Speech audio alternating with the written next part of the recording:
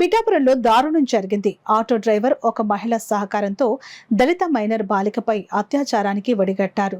ఇది చూసిన స్థానికులు బాలిక తల్లిదండ్రులకు తెలియపరచడంతో ఆటో డ్రైవర్ను, అతనికి సహకరించిన మహిళను పోలీసులు అదుపులోకి తీసుకుని కేసు నమోదు చేశారు. పిఠాపురం పట్టణానికి చెందిన దుర్గాడ జాన్ మరో మహిళతో కలిసి స్టువర్టుపేటలోని ఎస్బీహెచ్ వీధిలో ఉంటున్న ఒక మైనర్ బాలికను మాయమాటలు చెప్పి ఆటో ఎక్కించుకుని పట్టణ శివారు మాధవపురం సమీపంలోని డంపింగ్ యార్డుకు తీసుకెళ్లాడు. అక్కడ ఆటో డ్రైవర్ జాన్ తన వెంట వచ్చిన మహిళను కాపలా పెట్టి మైనర్ బాలికపై అత్యాచారానికి పాల్పడ్డాడు.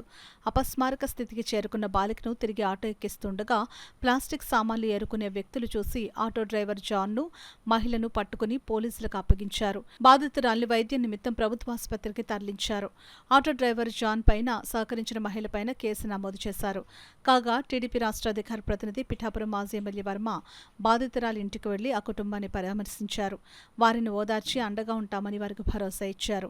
అనంతరం టీడీపీ కార్యాలయంలో పార్టీ నాయకులతో కలిసి ఏర్పాటు చేసిన మీడియా సమావేశంలో వర్మ మాట్లాడుతూ అత్యాచార ఘటనను తీవ్రంగా ఖండిస్తున్నామని, టీడీపీ కార్యకర్త అయిన ఆటో డ్రైవర్ జాన్ను పార్టీ నుంచి సస్పెండ్ చేస్తున్నానని మాజీ ఎమ్మెల్యే వర్మ అన్నారు. ఇటువంటి ఘటనలు పునరావృతం కాకుండా పట్టణంలో పోలీస్ పెట్రోలింగ్ మరింత పకడ్బందీగా ఏర్పాటు చేయాల్సిన అవసరం ఉందని అన్నారు.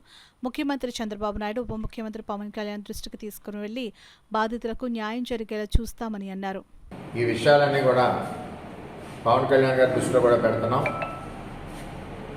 ఎస్సీ కుటుంబం అవడం వలన ఆ తల్లికి కూడా 3 ఆడపిల్లలు, ఆ కుటుంబాన్ని ఆదుకోవాల్సిన బాధ్యత ఉంది. కాబట్టి ప్రభుత్వం నుంచి రావాల్సిన సహాయ సహకారాలన్నీ కూడా ఆ కుటుంబానికి ఇవ్వడమే కాకుండా మరి ఆవిడ ఆరోగ్యం మెరుగుపడే వరకు వైద్యం చేయించడం, వాళ్ళు ఏ విధమైన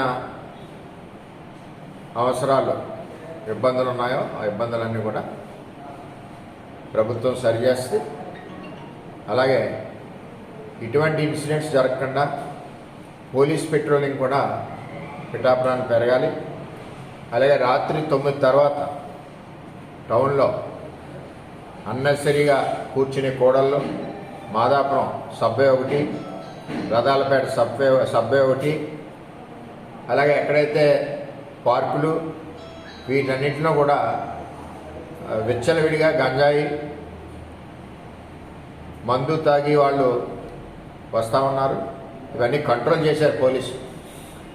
ఏదేమైనా సరే తాగిన మనుషులు ఎవరన్నా 9:30 తర్వాత ఈ టౌన్లో ఉన్నా వారిని వెంటనే మరి అరెస్ట్ చేయడం లేదా ఇంటికి పంపించడం చేయాలి. ఇచ్చేదంటే ఒక అభద్రతా భావం ఎక్కడ రాకూడదు.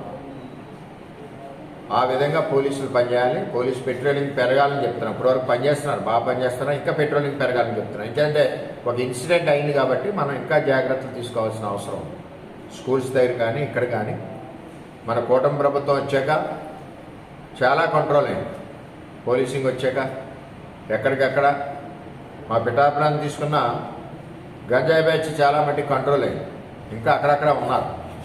ఇవన్నీ దృష్టిలో పెట్టుకుని పోలీసులు పెట్రోలింగ్ ఎక్కువ పెట్టి, రౌండ్స్ ఎక్కువ పెట్టి రాత్రిపాలో కూడా మనం పెట్రోలింగ్ చేయడం వల్ల మరి ఇటువంటి మనుషులు ఎవరికైనా భయభ్రాంతులతో ఉంటారు కాబట్టి, అలాగే ప్రజలకు కూడా రక్షణ ఎక్కువగా ఉంటుంది కాబట్టి మన పెట్రోలింగ్ పెంచాలని కోరుతూ తక్షణం పార్టీ నుంచి సస్పెండ్ చేశాం.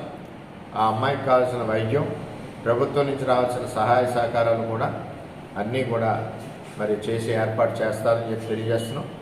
మరి ఈ ఇన్సిడెంట్ డీటెయిల్స్ కూడా ఇటు పవన్ కళ్యాణ్ గారికి, అటు చంద్రబాబు నాయుడు గారికి నేను లిఖితపూర్వకంగా